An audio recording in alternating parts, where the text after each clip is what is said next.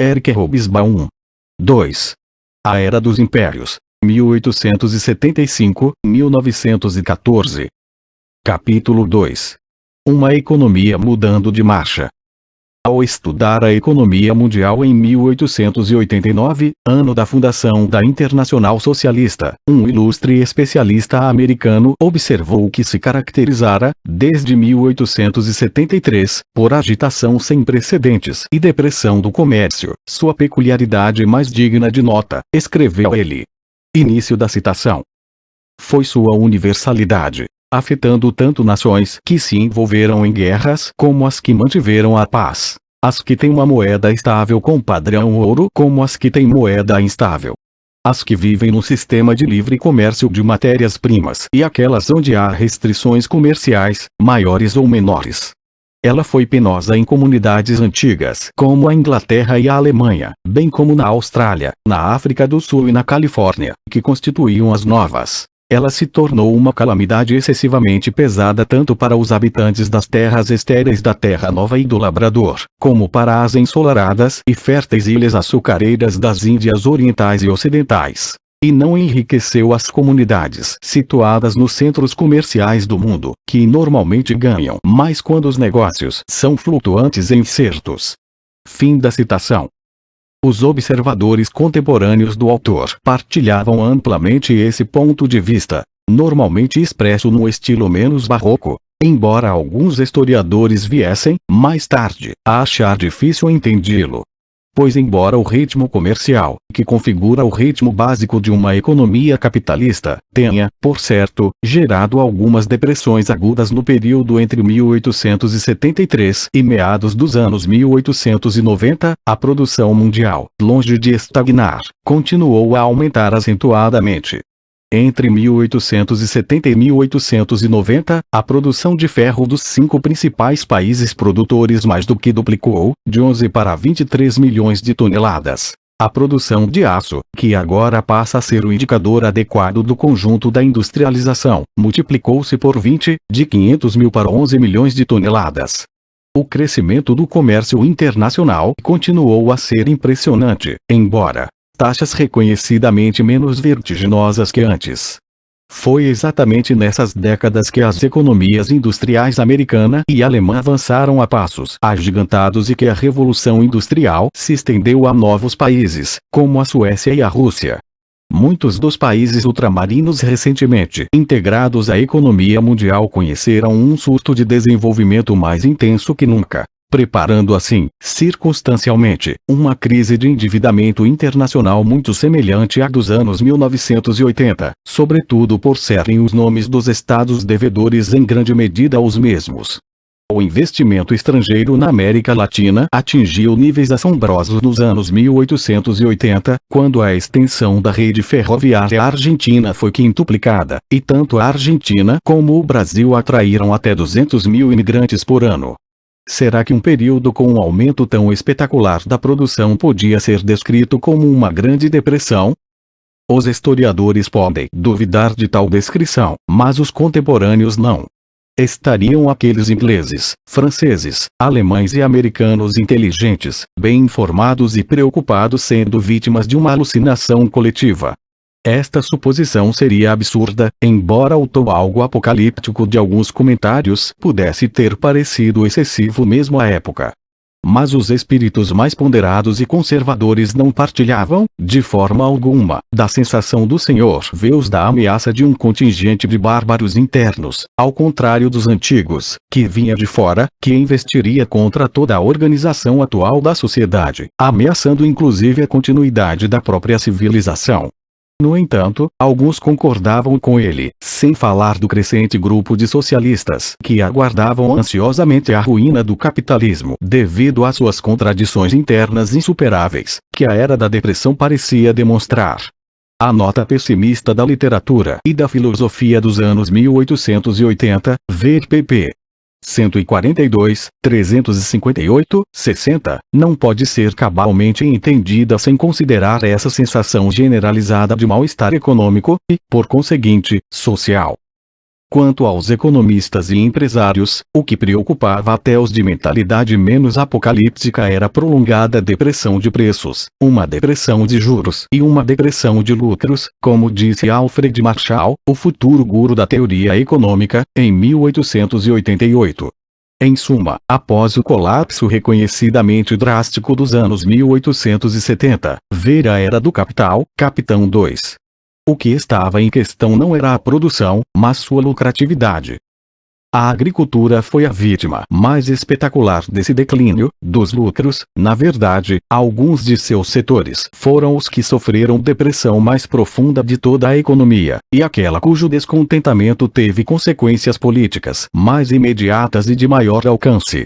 Sua produção, que havia aumentado muito no decorrer das décadas precedentes, veio a Era do Capital, Capitão 10, agora inundava o mercado mundial, até então protegido contra a concorrência estrangeira pelo custo elevado do transporte.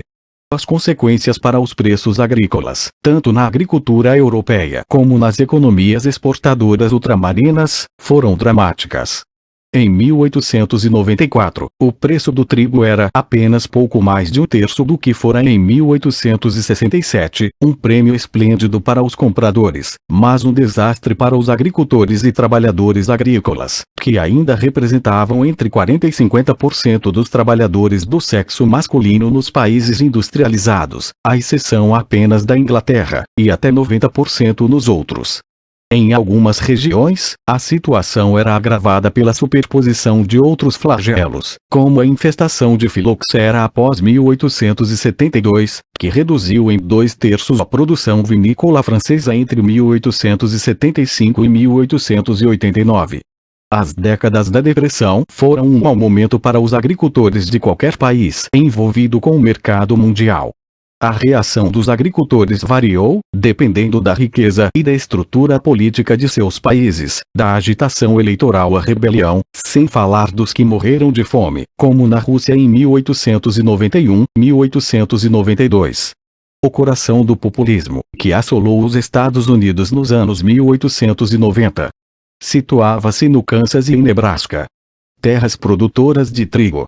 Entre 1879 e 1894 houve revoltas camponesas, ou agitações tratadas como tais, na Irlanda, na Sicília e na Romênia.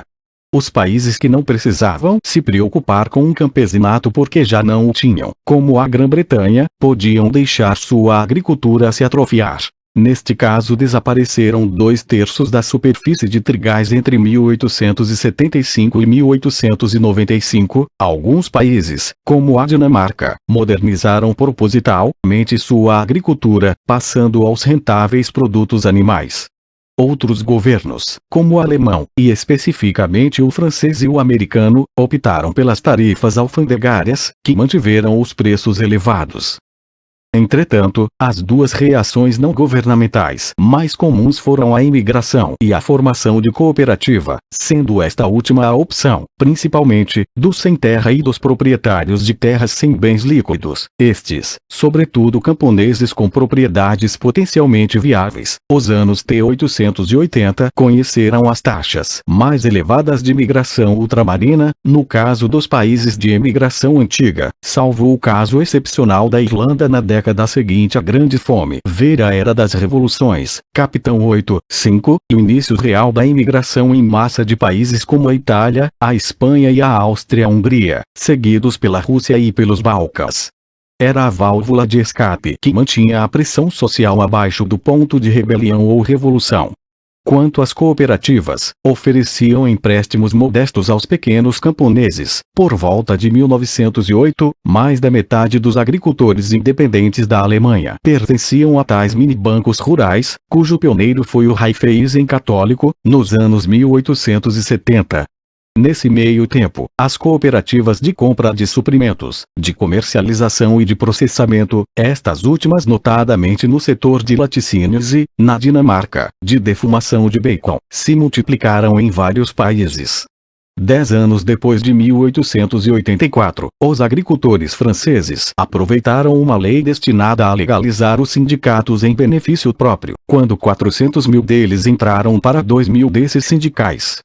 Por volta de 1900, havia 1,600 cooperativas processando laticínios nos Estados Unidos, a maioria delas do meio oeste, e as cooperativas de agricultores detinham firmemente o controle da indústria de laticínios da Nova Zelândia.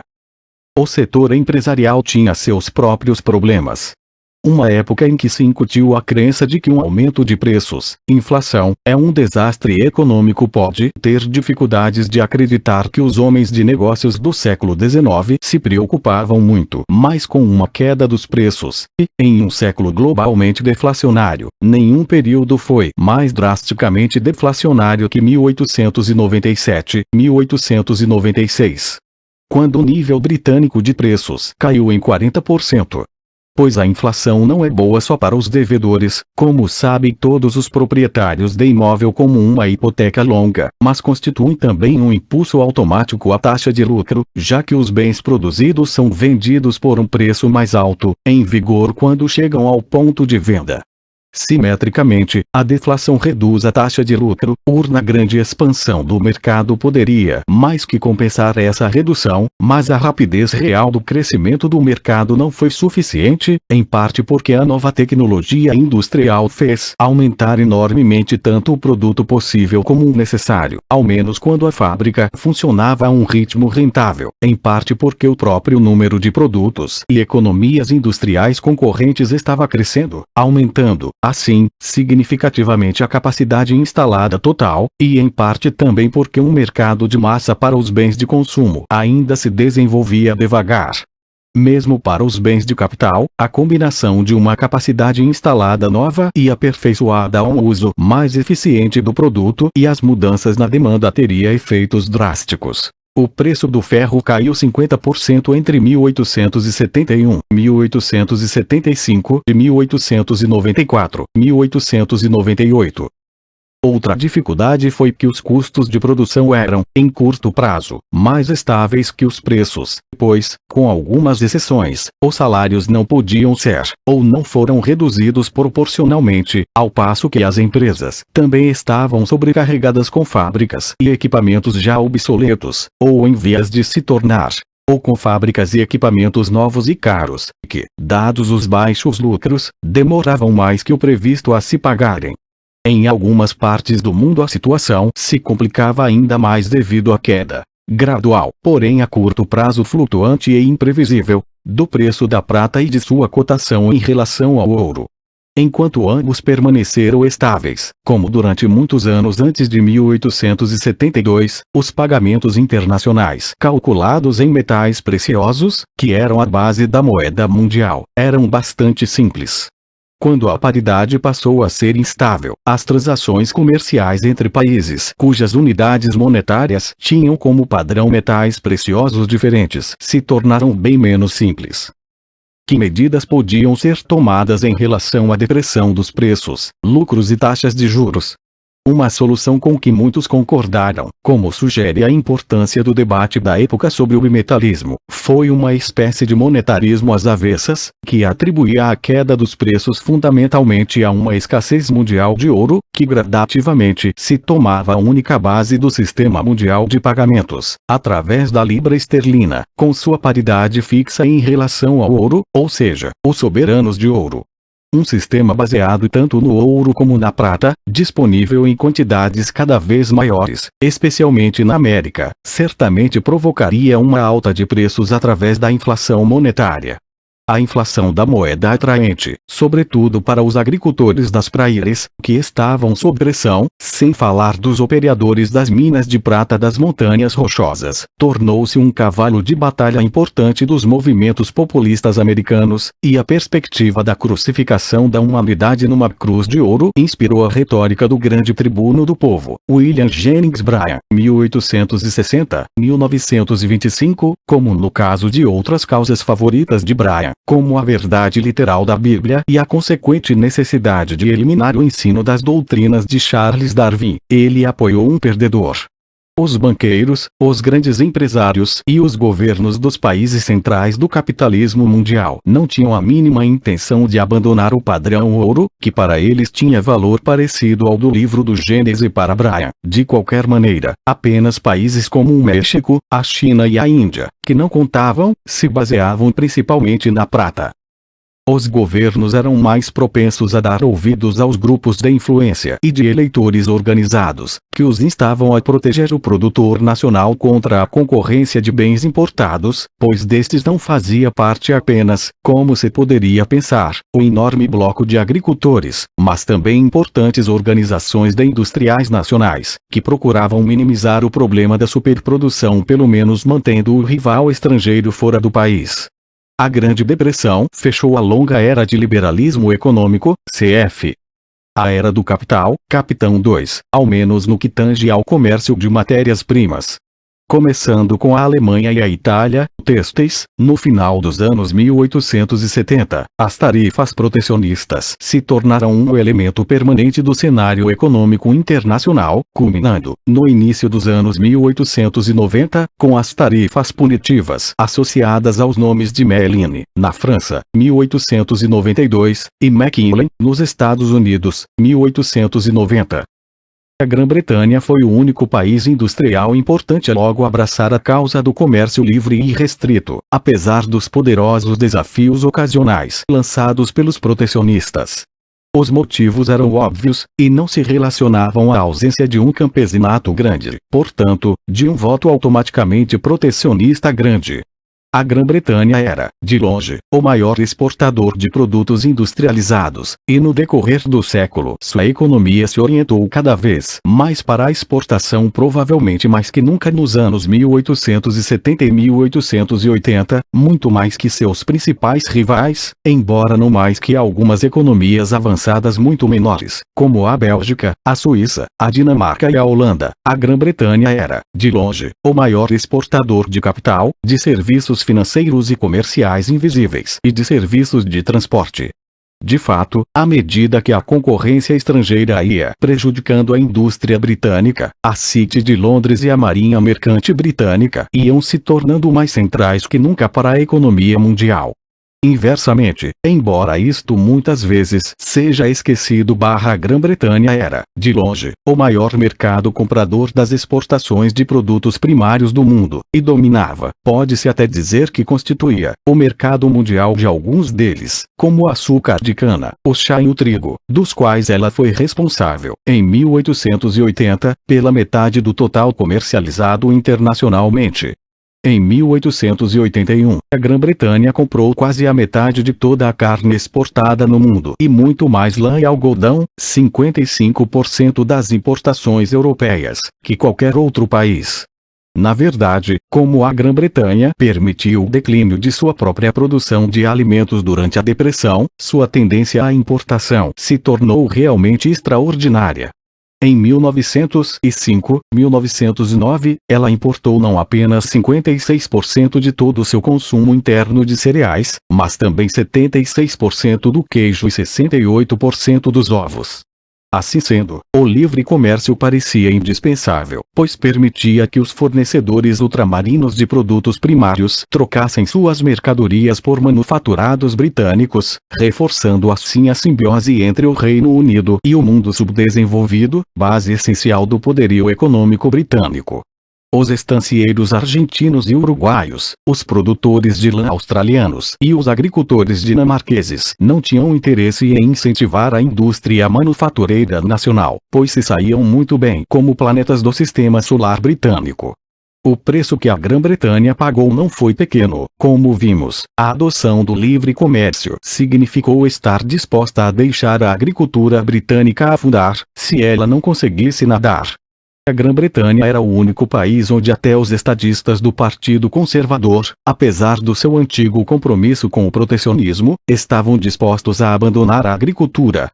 O sacrifício era reconhecidamente mais fácil, pois as finanças dos ultra-ricos e dos proprietários rurais, ainda decisivos politicamente, agora dependiam da renda da propriedade urbana e das carteiras de investimento na mesma proporção que do arrendamento dos trigais. Isto poderia implicar também que se estava disposto a sacrificar a própria indústria britânica, como os protecionistas temiam. Visto retrospectivamente da desindustrializada Grã-Bretanha dos anos 1980, o temor de 100 anos atrás não parece irrealista. Afinal de contas, o capital existe para gerar dinheiro, e não para fazer uma seleção de produtos. Contudo, embora já fosse claro que, na política britânica, a opinião da City de Londres pesava bem mais que a dos industriais de província, por enquanto os interesses da City não pareciam conflitantes com os da maioria da indústria. Assim, a Grã-Bretanha continuou comprometida com o liberalismo econômico, dando aos países protecionistas ao mesmo tempo a liberdade de controlar seus mercados internos e muito espaço para promover suas exportações. Economistas e historiadores nunca deixaram de discutir sobre os efeitos desse renascimento do protecionismo internacional ou, em outras palavras, sobre a estranha esquizofrênia da economia mundial capitalista.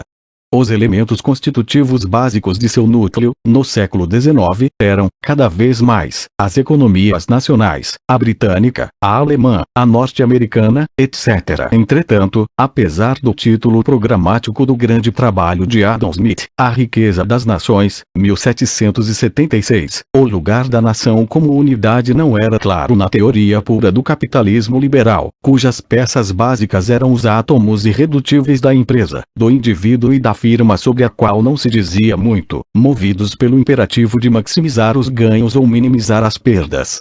Eles operavam no mercado, que tinha a escala mundial por limite. O liberalismo foi a anarquia da burguesia e, como anarquismo revolucionário, não deixava espaço para o Estado. Ou antes, o Estado como fator econômico só existia como algo que interferia nas operações autônomas e automáticas do mercado. De certa maneira, essa ótica tinha algum sentido.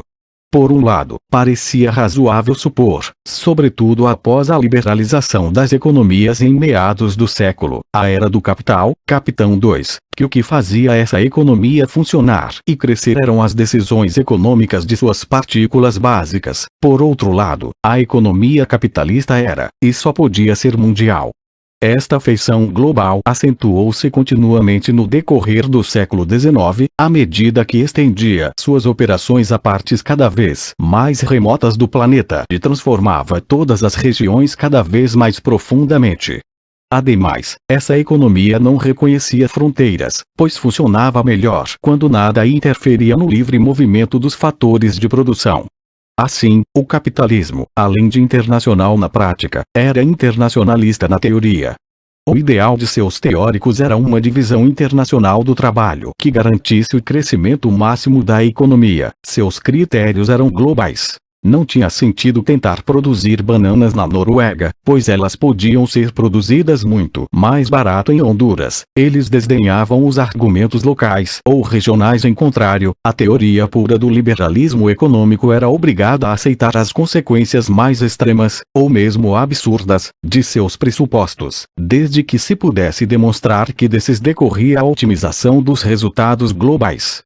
Se fosse possível demonstrar que toda a produção industrial do mundo devia ser concentrada em Madagascar, como 80% de sua produção de relógios estava concentrada numa pequena região da Suíça, ou que toda a população da França devia se mudar para a Sibéria, como uma grande proporção de noruegueses foi, de fato, trasladada pela migração para os Estados Unidos, não havia argumentos econômicos contra tais procedimentos.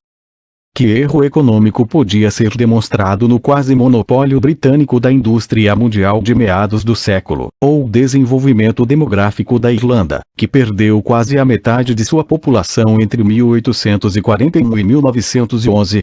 O único equilíbrio que a teoria econômica liberal admitia era o mundial. Mas, na prática, esse modelo era inadequado. A economia capitalista mundial em expansão era formada por um conjunto de blocos sólidos, mas também fluidos. independente das origens das economias nacionais que constituíam esses blocos, isto é, de economias definidas por fronteiras de estados, e das limitações teóricas de uma teoria econômica baseada nelas, elaborada principalmente por teóricos alemães. As economias nacionais existiam porque as nações-estado existiam. Pode ser verdade que ninguém pensaria na Bélgica como primeira economia industrializada do continente europeu se seu território tivesse continuado a fazer parte da França, como antes de 1815, ou a ser uma região dos Países Baixos Unidos, como entre 1815 e 1830. Entretanto, já que a Bélgica era um Estado, tanto sua política econômica como a dimensão política das atividades econômicas de seus habitantes eram plasmadas por esse fato.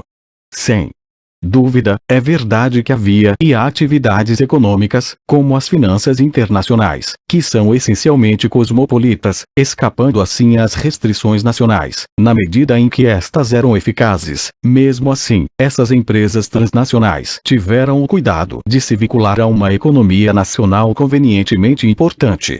Assim, as famílias de banqueiros comerciais, majoritariamente alemãs, tenderam a transferir seus escritórios centrais de Paris para Londres após 1860. E o mais, entre 1820 e 1975, o número de noruegueses que emigraram para o Celta, cerca de 855 mil, foi quase equivalente à população total da Noruega em 1820. 13. Internacional dos grandes bancos, o Rothschild, floresceu quando operava na capital de um estado importante, quando não, feneceu. Os Rothschild de Londres, Paris e Viena mantiveram uma força importante, mas os Rothschild de Nápoles e Frankfurt, a empresa se recusou a se transferir para Berlim. Não, após a unificação da Alemanha, Frankfurt já não bastava. As observações acima se aplicam, é claro, basicamente à parcela desenvolvida do mundo, isto é, aos estados capazes de defender suas economias em vias de industrialização contra a concorrência, mas não ao resto do mundo, cujas economias eram política ou economicamente dependentes do núcleo desenvolvido. Estas regiões não tinham opção, já que ou uma potência colonial decidia o que tinha que acontecer às suas economias, ou uma economia imperial tinha condições de transformá-las numa banana, ou café, ou, ainda, essas economias não costumavam estar interessadas em opções alternativas de desenvolvimento, pois era visivelmente remunerador para elas se transformarem em produtoras especializadas em produtos primários para um mercado mundial composto pelos estados metropolitanos. No mundo periférico, a economia nacional, na medida em que se puder dizer que tenha existido, tinha funções diferentes. Mas o mundo desenvolvido não era só uma massa de economias nacionais. A industrialização e a depressão transformaram-nas no grupo de economias rivais, em que os ganhos de uma pareciam ameaçar a posição de outras. A concorrência se dava não só entre empresas, mas também entre nações. Daqui em diante, os leitores britânicos se horrorizariam com os relatos jornalísticos da invasão econômica alemã, Made in Germany, 1896, de E. Williams, ou American Invaders, 1902, de Fred A. Mackenzie. Seus pais não tinham perdido a calma diante das advertências, justificadas, sobre a superioridade técnica dos estrangeiros. O protecionismo expressava uma situação de concorrência econômica internacional, mas qual foi seu efeito?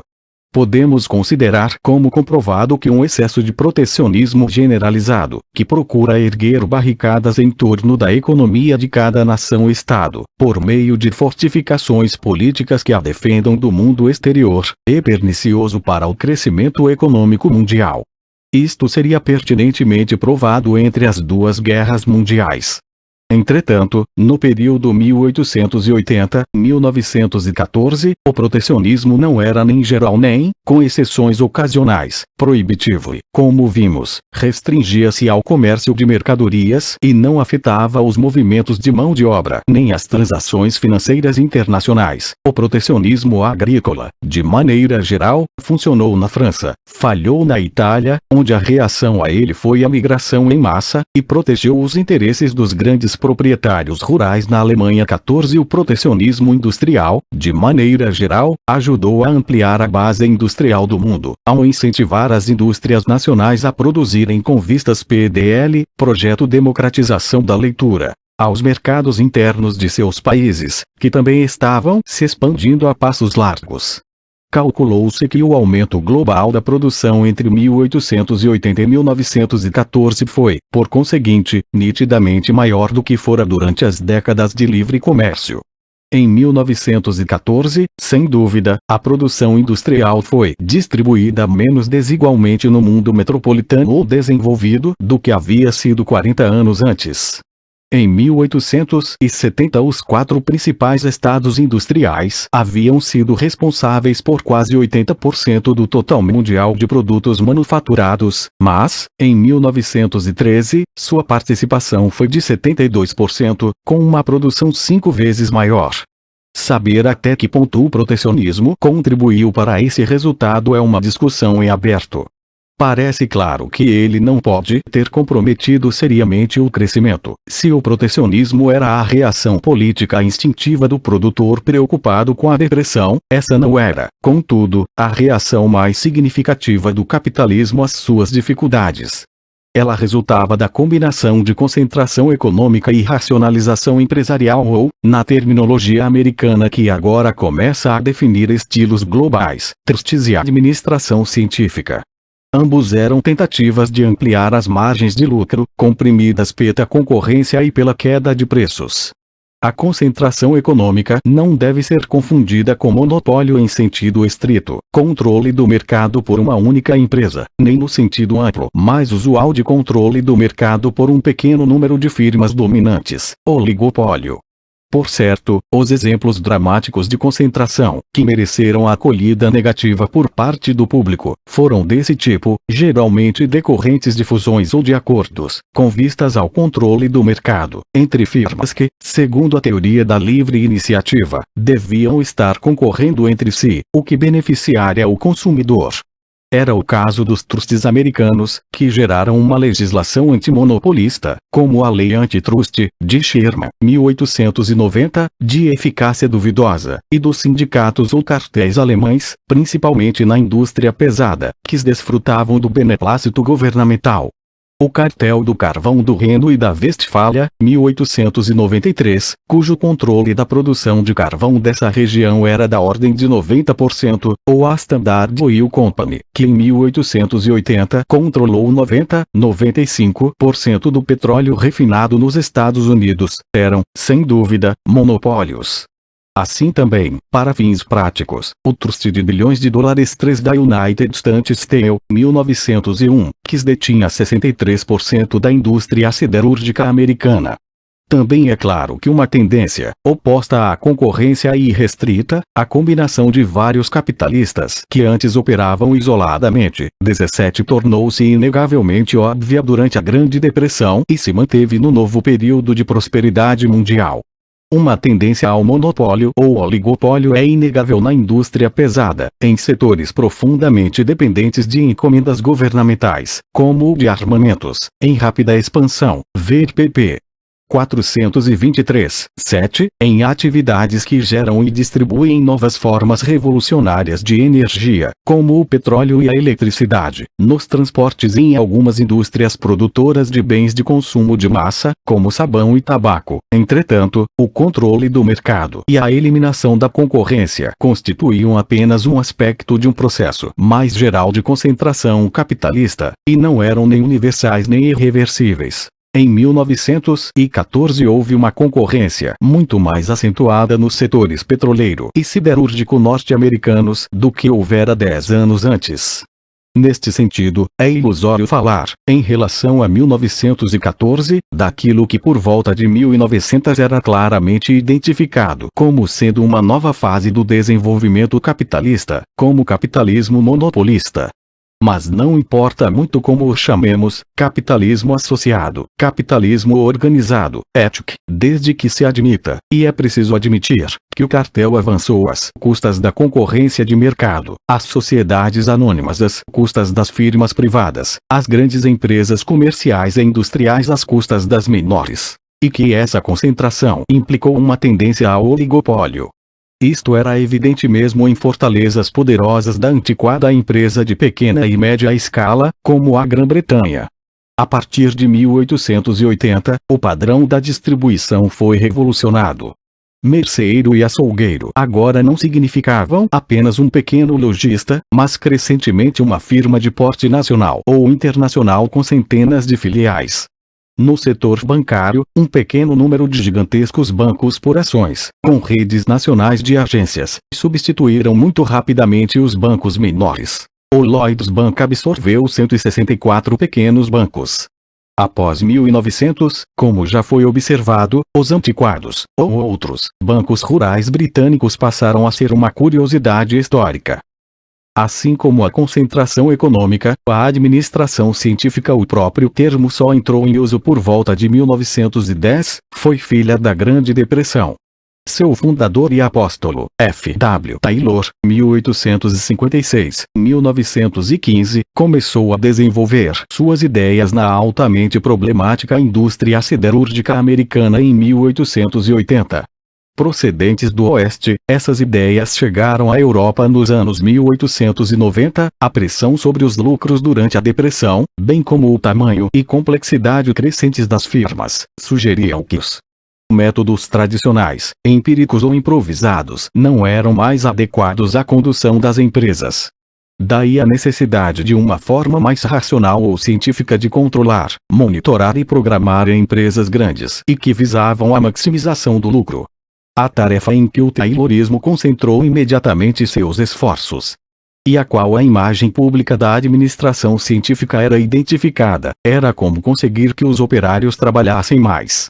Esse objetivo foi perseguido por meio de 3 métodos principais. 1. Isolando cada operário de seu grupo de trabalho e transferindo o controle do processo de trabalho do operário ou do grupo a agentes da administração, que diziam ao operário exatamente o que fazer e quanto produzir, à luz de IN. 2. Uma divisão sistemática de cada processo em unidades componentes cronometradas, estudo do tempo e do movimento. E 3. De vários sistemas de pagamento dos salários, o que incentivaria o operário a produzir mais.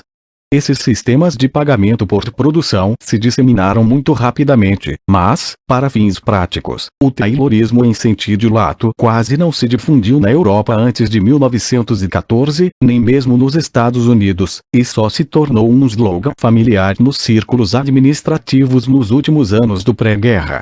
Após 1918, o nome de Taylor seria o título sintético do uso racional da maquinaria e da força de trabalho para maximizar a produção, paradoxalmente tanto entre os responsáveis pelo planejamento bolchevique como entre os capitalistas.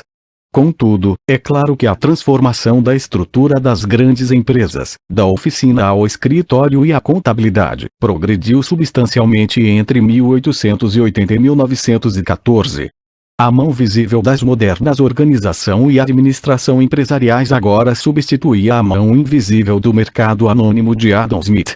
Assim sendo, os executivos, engenheiros e contadores começaram a assumir as funções dos administradores proprietários.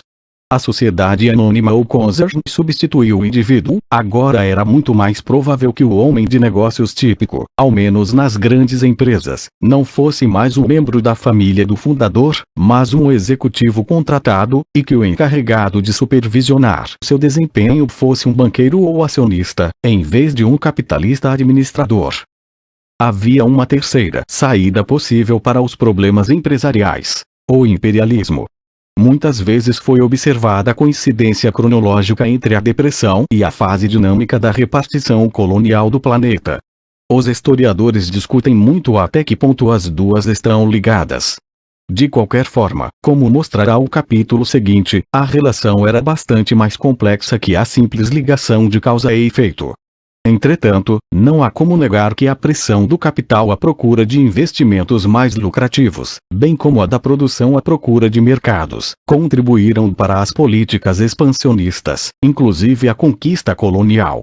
A expansão territorial, disse um funcionário do Departamento de Estado dos Estados Unidos em 1900, não é senão o subproduto da expansão do comércio.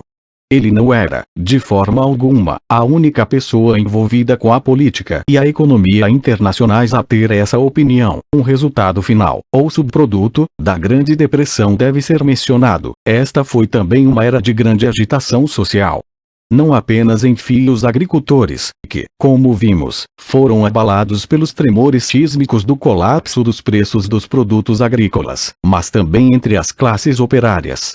Não é óbvio o motivo pelo qual a Grande Depressão levou à mobilização maciça das classes operárias em numerosos países e a partir do final dos anos 1880, a emergência dos movimentos de massa socialistas e trabalhistas em muitos deles. Pois, paradoxalmente, a mesma queda de preços que radicalizou automaticamente os agricultores abaixou de forma muito acentuada o custo de vida para os assalariados, acarretando uma indubitável melhoria no padrão de vida material dos operários na maioria dos países industrializados. Mas aqui só precisamos observar que os movimentos trabalhistas modernos também são filhos do período da Depressão. Estes movimentos serão abordados no capítulo 5. De meados dos anos 1890 a Grande Guerra, a Orquestra Econômica Mundial tocou no tom maior da prosperidade, ao invés de, como até então, no tom menor da depressão. A afluência, baseada no boom econômico, constituía o panos de fundo do que ainda é conhecido no continente europeu como a Bela Época Bioepoque. A passagem da preocupação à euforia foi tão súbita e dramática que os economistas comuns procuraram algum tipo especial de força externa para explicá-la, um deus esmashma, que encontraram na descoberta de enormes reservas de ouro na África do Sul, na última das grandes corridas do ouro ocidentais, no Klondike, Canadá, 1898, e em outros lugares. Os historiadores da economia, em seu conjunto, se deixaram impressionar menos por essa tese basicamente monetarista do que alguns governos do final do século XX. Mesmo assim, a velocidade da virada foi notável e quase imediatamente diagnosticada por um revolucionário particularmente arguto, A. L. Kelpand, 1869-1924, escrevendo sob o pseudônimo de Parvus. E uma indicadora do início de um novo e longo período de impetuoso avanço capitalista. Na verdade, o contraste entre a Grande Depressão e o boom secular posterior motivou as primeiras especulações sobre aquelas ondas longas no desenvolvimento do capitalismo mundial, mais tarde associadas ao nome do economista russo Kondratiev. Nesse ínterim, de qualquer maneira, tornou-se evidente que aqueles que haviam feito previsões sombrias acerca do futuro do capitalismo, ou mesmo acerca de seu colapso iminente, haviam errado. Entre os marxistas ocorreram discussões acaloradas sobre o que isso implicava para o futuro de seus movimentos e se a doutrina de Marx teria de ser revista.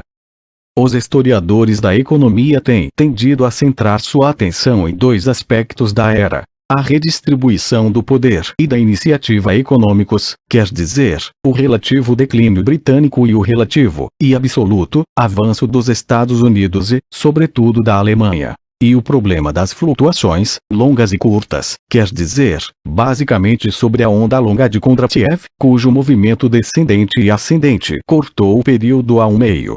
Por mais interessantes que sejam estes problemas, são secundários do ponto de vista da economia mundial. Em princípio, não é, de fato, surpreendente que a Alemanha, com sua população aumentando de 45 a 65 milhões, e os Estados Unidos, passando de 50 a 92 milhões, tivessem alcançado a Grã-Bretanha, territorialmente menor e menos populosa. No entanto, isso não torna o trunfo da exportação industrial alemã menos impressionante. No transcurso dos 30 anos anteriores a 1913, eles passaram de menos da metade da cifra da Grã-Bretanha a uma cifra superior a essa. À exceção dos países que podem ser chamados de semi-industrializados, isto é, para fins práticos, os domínios britânicos virtuais ou efetivos, incluindo suas dependências econômicas latino-americanas, as exportações de produtos manufaturados da Alemanha para todos os países ultrapassaram as britânicas. Elas eram 1/3 mais elevadas no mundo industrial e mesmo 10% maiores no mundo não desenvolvido. Outra vez, não é surpreendente que a Grã-Bretanha não conseguisse conservar a extraordinária posição de oficina do mundo que se detinha por volta de 1860, nem os Estados Unidos, no auge de sua supremacia mundial no início dos anos 1950, e representando uma parcela da população mundial 3 vezes superior à britânica dos anos 1860, conseguiram em momento algum atingir os seus 53% da produção mundial de ferro e aço e 49% da têxtil. Uma vez mais, isso não explica por que exatamente, nem sequer se, houve uma desaceleração do crescimento e um declínio da economia britânica, questões que se tornaram tema de uma vasta literatura acadêmica. A questão importante não é quem, no contexto da economia mundial em expansão, cresceu mais e mais rápido, mas o conjunto do crescimento desta. Quanto ao ritmo de Kondratiev, chamá-lo de ciclo, no sentido estrito da palavra, seria uma petição de princípio. Ele certamente coloca questões analíticas fundamentais acerca da natureza do crescimento econômico no período capitalista ou, como podem argumentar alguns estudantes, acerca do crescimento de qualquer economia mundial. Lamentavelmente, não há nenhuma teoria que mereça aceitação ampla sobre essa curiosa alternância de fases de confiança e apreensão, que juntas formam uma onda de cerca de meio século. A teoria mais conhecida e elegante a esse respeito, a de Joseph Alois Schumpeter, 1883-1950, associa cada etapa descendente ao esgotamento de lucro potencial de uma série de inovações econômicas e o novo movimento ascendente a um novo conjunto de inovações, percebidas basicamente, mas não só, como tecnológicas, cujo potencial será, por sua vez, exaurido. Assim, as novas indústrias, agindo como setores líderes do crescimento econômico, por exemplo, o algodão na primeira revolução industrial, as ferrovias durante e após os anos 1840, se tornam, por assim dizer, os motores que arrancam a economia mundial do marasmo em que estava temporariamente imersa. Essa teoria é bastante plausível, pois cada um dos períodos seculares de movimento ascendente desde os anos 1780 esteve, de fato, associado ao surgimento de setores tecnologicamente revolucionários. Sem esquecer o mais excepcional de todos esses booms econômicos, o das 2 décadas e meia anteriores aos anos 1970. O problema, no caso do desenvolvimento rápido do fim dos anos 1890, é que as indústrias inovadoras daquele período, em sentido amplo, as químicas e elétricas, ou as associadas às novas fontes de energia prestes a competir seriamente com o vapor, por enquanto ainda não pareciam ter porte suficiente para dominar os movimentos da economia mundial. Em suma, como não podemos explicar adequadamente as periodicidades de Kondratiev, elas não nos podem ser de muita valia. Apenas nos permitem observar que o período abordado neste livro abrange a queda e a ascensão diurna onda de Kondratiev. Mas isto, em si, não é surpreendente, pois a totalidade da história moderna da economia mundial se encaixa facilmente nesse padrão. Há, contudo, um aspecto da análise de Kondratiev que deve ser relevante para um período de globalização acelerada da economia mundial. Trata-se da relação entre o setor industrial mundial, que se expandiu por meio de uma contínua revolução da produção, e a produção agrícola mundial, que cresceu principalmente devido à abertura, em ritmo descontínuo, das novas zonas geográficas de produção, ou zonas recentemente especializadas em cultivos de exportação. O trigo disponível para consumo no mundo ocidental foi, em 1910-1913, quase o dobro, em média, dos anos 1870. Mas o grosso desse aumento viera de um pequeno número de países novos: Estados Unidos, Canadá, Argentina e Austrália e, na Europa, Rússia, Romênia e Hungria. O crescimento da produção agrícola na Europa Ocidental, França, Alemanha, Reino Unido, Bélgica, Holanda, Escandinávia só representou 10-15% do incremento. Assim sendo, a desaceleração da taxa de crescimento da produção agrícola mundial após o salto inicial não é surpreendente, mesmo sem considerar catástrofes agrárias como os 8 anos de seca, 1895-1902, que mataram a metade do rebanho ovino da Austrália, e as novas pragas como o gorgulho do algodão, que atacou os algodões dos Estados Unidos a partir de 1892. Assim, os termos de troca tenderiam a ficar mais favoráveis à agricultura e menos à indústria, isto é, os agricultores pagariam relativa ou absolutamente menos pelo que comprassem a indústria, e esta, relativa ou absolutamente mais pelo que comprasse a agricultura. Arguiu-se que essa mudança nos termos de troca pode explicar a passagem de uma queda de preços notável em 1873, 1896 a uma impressionante alta dessa época até 1914, e depois. Talvez. Mas o certo é que essa mudança nos termos de troca pressionou os custos de produção industriais e, portanto, sua lucratividade. Felizmente para a beleza da Belle Époque, a economia estava estruturada de maneira a transferir essa pressão dos lucros para os operários. O aumento rápido do salário real, tão característico da Grande Depressão, desacelerou-se visivelmente. Na França e na Grã-Bretanha, houve uma queda efetiva do salário real entre 1899 e 1913, isso foi uma das causas da tensão e das explosões sociais ressentidas dos últimos anos anteriores a 1914. O que, então, tornou a economia mundial tão dinâmica.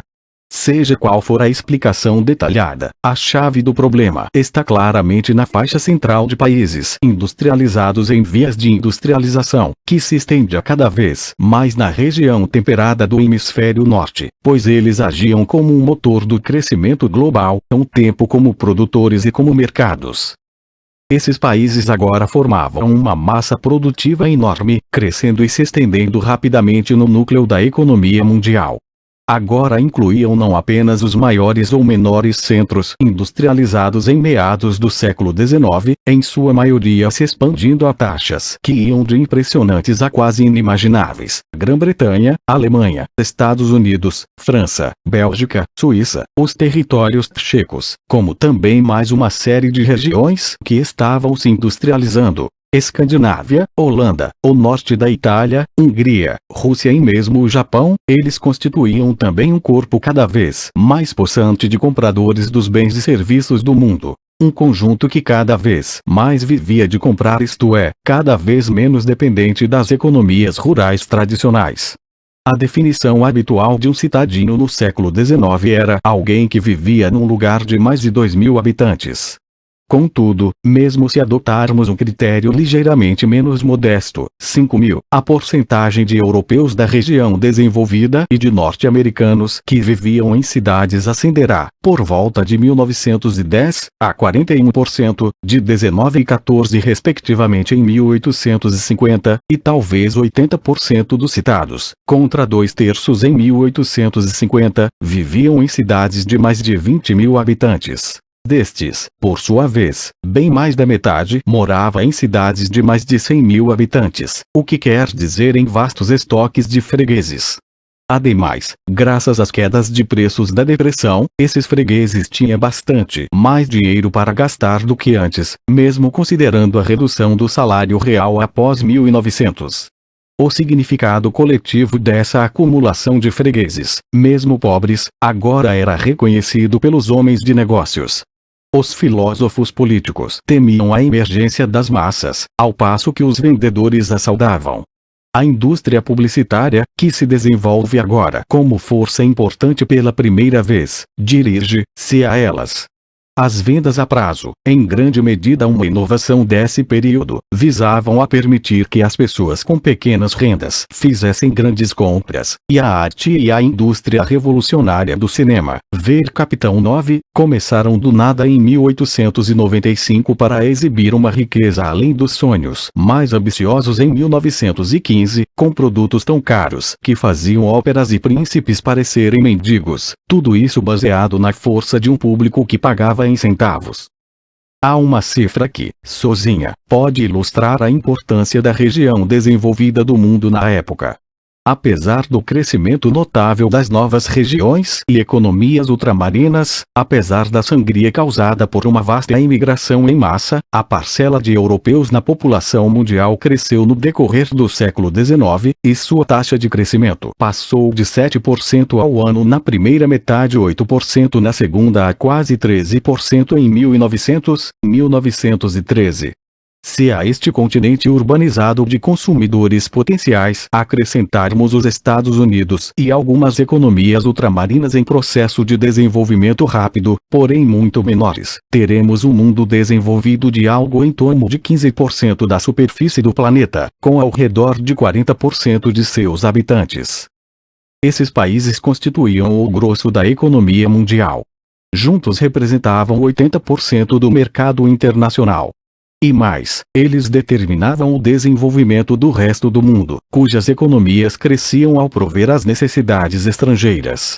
Não se pode saber o que teria acontecido ao Uruguai ou a Honduras se lhes tivesse cabido a iniciativa.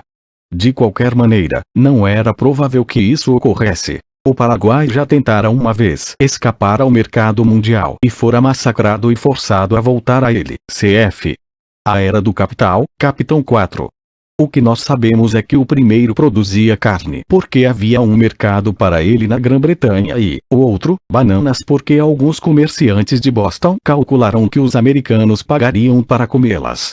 Algumas economias satélites se saíram melhor que outras, mas quanto melhor se saíssem maior o proveito das economias do núcleo central, para quem esse crescimento se traduzia em mercados maiores e crescentes para a exportação de bens e capital, a Marinha Mercante Mundial, cujo crescimento indica grosso modo a PDL, Projeto Democratização da Leitura. Expansão da economia global, permaneceu mais ou menos estável entre 1860 e 1890.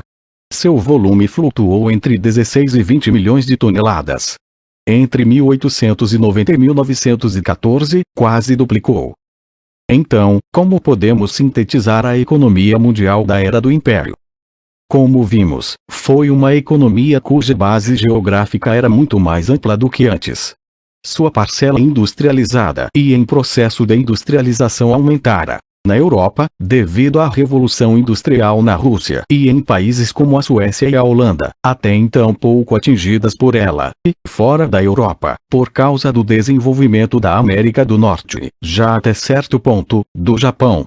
O mercado internacional dos produtos primários cresceu enormemente. Entre 1880 e 1913 o comércio internacional dessas mercadorias quase triplicou, bem como, por conseguinte, tanto as áreas destinadas à sua produção como sua integração ao mercado mundial.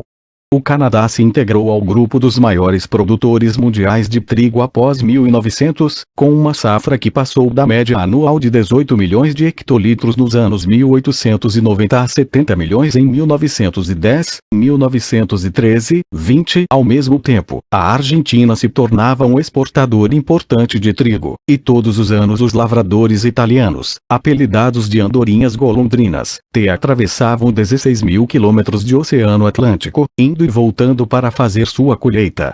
A economia da Era dos Impérios foi aquela em que Baku, no Azerbaijão, e a bacia do Donets, na Ucrânia, foram integradas à geografia industrial, ao passo que a Europa exportava tanto bens como moças a cidades novas como Joanesburgo e Buenos Aires, e aquela em que teatros de ópera foram erguidos sobre os ossos de índios mortos em cidades nascidas do boom da borracha a 1.600 quilômetros rio acima da foz do Amazonas. Por conseguinte, como já foi observado, a economia mundial agora era notavelmente mais pluralista que antes. A economia britânica deixou de ser a única totalmente industrializada e, na verdade, a única industrial. Se reunirmos a produção industrial e mineral, incluindo construção, em 1913 os Estados Unidos forneceram 46% deste total, a Alemanha 23,5%, a Grã-Bretanha 19,5% e a França 11%. A Era dos Impérios, como veremos, foi essencialmente caracterizada pela rivalidade entre estados. Ademais, as relações entre o mundo desenvolvido e o subdesenvolvido também foram mais variadas e complexas que em 1860, quando a metade do total das exportações da Ásia, África e América Latina se dirigiu a um só país, a Grã-Bretanha. Por volta de 1900, a participação britânica caiu a 1/4, e as exportações do terceiro mundo para outros países da Europa Ocidental já superavam as destinadas à Grã-Bretanha, 31%. A Era do Império já não era monocêntrica.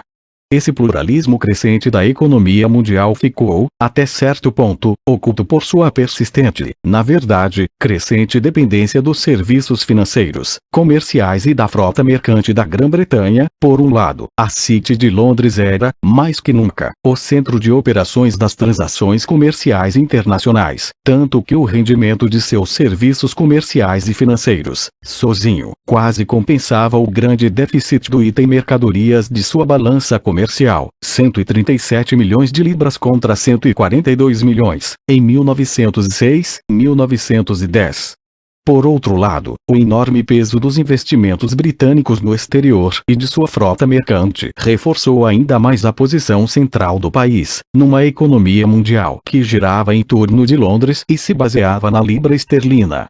A Grã-Bretanha continuou a ter uma posição dominante no mercado internacional de capitais. Em 1914, a França, a Alemanha, os Estados Unidos, a Bélgica, a Holanda, a Suíça e os demais, juntos, somavam 56% dos investimentos ultramarinos mundiais. A Grã-Bretanha, sozinha, detinha 44%. Em 19L4, a frota britânica de navios a vapor era, sozinha, 12% maior que a totalidade das frotas mercantes de todos os outros países europeus reunidos. Na verdade, a posição central da Grã-Bretanha por ora estava sendo reforçada pelo próprio desenvolvimento do pluralismo mundial. Pois, como as economias em processo de industrialização recente compravam mais produtos primários do mundo subdesenvolvido, acumulavam em seu conjunto um déficit comercial bastante substancial em relação a este último. A Grã-Bretanha, sozinha, restabelecia um equilíbrio global, pois importava mais bens manufaturados de seus rivais, exportava seus próprios produtos industriais para o mundo dependente, mas principalmente obtinha rendimentos invisíveis de vulto, provenientes tanto de seus serviços comerciais internacionais, bancos, seguros, etc., como da renda gerada pelos enormes investimentos no exterior do maior credor mundial. Assim, o relativo declínio industrial britânico reforçou sua posição financeira e sua riqueza. Os interesses da indústria britânica e da City, até então bastante compatíveis, começaram a entrar em conflito. A terceira característica da economia mundial é a que mais salta aos olhos. A revolução tecnológica, como todos nós sabemos, foi nessa época que o telefone e o telégrafo sem fio, o fonógrafo e o cinema, o automóvel e o avião passaram a fazer parte do cenário da vida moderna, sem falar na familiarização das pessoas com a ciência por meio de produtos como o aspirador de pós, 1908, e o único medicamento universal jamais inventado, a aspirina, 1899. Tampouco devemos esquecer a mais benéfica de todas as máquinas do período, cuja contribuição para a emancipação humana foi imediatamente reconhecida: a modesta bicicleta. Apesar de tudo, antes de saudarmos essa safra impressionante de inovações como Lima segunda Revolução Industrial, não devemos esquecer que só retrospectivamente elas são consideradas como o século XIX. A principal inovação consistia na atualização da primeira Revolução Industrial, através do aperfeiçoamento da tecnologia do vapor e do ferro, o aço e as turbinas. As indústrias tecnologicamente revolucionárias, baseadas na eletricidade, na química e no motor de combustão, começaram certamente a ter um papel de destaque, em particular nas novas economias dinâmicas. Afinal de contas, Ford começou a fabricar seu modelo T em 1907. Contudo, considerando apenas a Europa, entre 1880 e 1913 foi construída a mesma quilometragem de ferrovias que na idade da ferrovia inicial, entre 1850 e 1880. França, Alemanha, Suíça, Suécia e Holanda aproximadamente duplicaram suas redes ferroviárias nesses anos. O último trunfo da indústria britânica, o virtual monopólio britânico da construção naval, definido entre 1870 e 1913, foi conquistado por meio da exploração dos recursos da primeira Revolução Industrial. Não obstante, a nova Revolução Industrial reforçou mais que substituiu a antiga característica. Foi, como já vimos, uma dupla transformação da empresa capitalista, em sua estrutura e em seu modus operandi. Por um lado, houve a concentração de capital, o aumento da escala, que levou à distinção entre empresa e grande empresa Grossindustrie, Grossbanken, grande indústria ao retraimento do mercado de livre concorrência e a todos os demais aspectos que, por volta de 1900, levaram os observadores a buscarem vão rótulos gerais que descrevessem o que parecia ser cabalmente uma nova fase de desenvolvimento econômico, ver próximo capítulo. Por outro lado, houve uma tentativa sistemática de racionalizar a produção e a direção das empresas aplicando métodos científicos não só à tecnologia, mas também à organização e aos cálculos. Uma característica foi uma transformação excepcional do mercado de bens de consumo, uma mudança tanto quantitativa como qualitativa. Com o aumento da população, da urbanização e da renda real, o mercado de massa, até então mais ou menos restrito à alimentação e ao vestuário, ou seja, às necessidades básicas, começou a dominar as indústrias produtoras de bens de consumo. A longo prazo, isto foi mais importante que o notável crescimento do consumo das classes ricas e favorecidas, cujo perfil de demanda não mudou de maneira acentuada. Foi o Ford modelo T, e não o Rolls-Royce, que revolucionou a indústria automobilística. Ao mesmo tempo, uma tecnologia revolucionária e o imperialismo concorreram para a criação de uma série de produtos e serviços novos para o mercado de massa, dos fogões a gás, que se multiplicaram nas cozinhas da classe operária britânica na decorrer desse período, à bicicleta, ao cinema e à modesta banana, cujo consumo era praticamente desconhecido antes de 1880, uma de suas consequências mais óbvias dos meios de comunicação de massa, que só agora merecem esse nome. Jornal britânico atingiu pela primeira vez uma tiragem de 1 milhão de exemplares nos anos 1890, e um francês por volta de 1934. Tudo isso implicou uma transformação não apenas da produção, pelo que agora veio a ser chamado de produção em massa, mas também da distribuição, inclusive do crédito ao consumidor, sobretudo através das vendas a prazo. Assim, a venda de chá em pacotes padronizados de 1/4 de libra começou na Grã-Bretanha em 1884. Ela faria a fortuna de mais de um magnata de empórios saído das ruelas dos bairros operários das grandes cidades, como Sir Thomas Lipton, cujos iate e dinheiro conquistaram a amizade do rei Eduardo Vil, monarca com notória atração por milionários pródigos.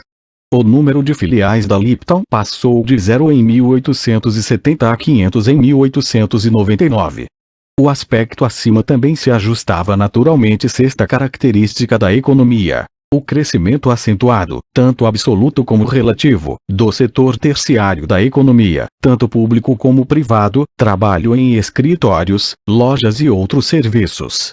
Tomemos apenas o caso da Grã-Bretanha, um país que, em seu apogeu, dominara a economia mundial como uma quantidade ridiculamente reduzida de trabalho de escritório. Em 1851, havia 67 mil funcionários públicos e 91 mil empregados de comércio, numa população ativa total de cerca de 9,5 milhões de pessoas.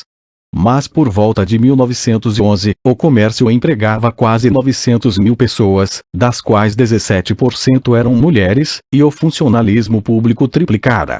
A porcentagem da população ativa que o comércio empregava quintuplicara desde 1851. Mais adiante abordaremos a consequência social dessa proliferação de trabalhadores de colarinhos brancas e mãos limpas será a crescente convergência de política e economia, quer dizer, papel cada vez maior do governo e do setor público. Ou que ideólogos da persuasão liberal, como o advogado A.V. Disser, consideraram como o avanço ameaçador do coletivismo às custas da velha boa e vigorosa iniciativa individual ou voluntária. Na verdade, tratava-se de um dos sintomas do retraimento da economia da livre concorrência, que fora o ideal, e até certo ponto a realidade, do capitalismo de meados do século XIX. De uma forma ou de outra, após 1875, houve um ceticismo crescente quanto à eficácia da economia de mercado autônoma e autorregulada, a famosa mão oculta de Adam Smith. Sem alguma ajuda do Estado e da autoridade pública, a mão estava se tornando visível das mais variadas maneiras.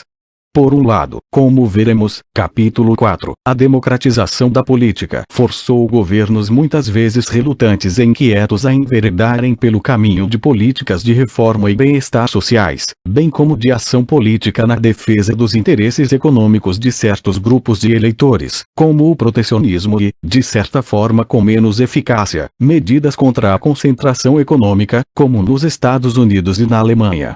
Por outro lado, ocorreu a fusão da rivalidade política entre os estados com a concorrência econômica entre grupos nacionais de empresários, o que contribuiu, como veremos, tanto para o fenômeno do imperialismo como para a gênese da Primeira Guerra Mundial.